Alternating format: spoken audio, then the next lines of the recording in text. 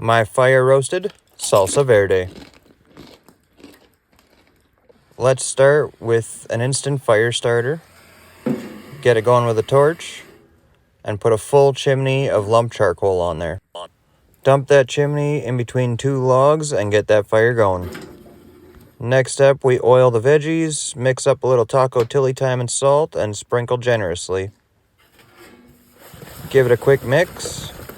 Now get those veggies up and over the fire.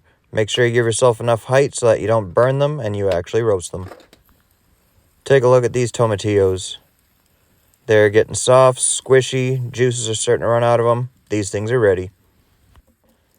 Your onions will become squishy, shouldn't take much force to squeeze the centers out. They're done.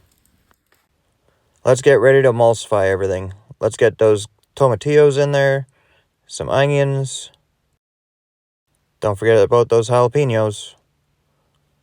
A little bit of mint,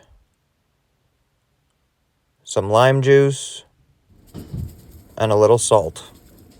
Let's give that a little zing zing.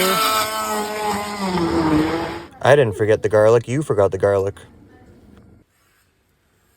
Chill for a few hours, and there you have it. This is my recipe for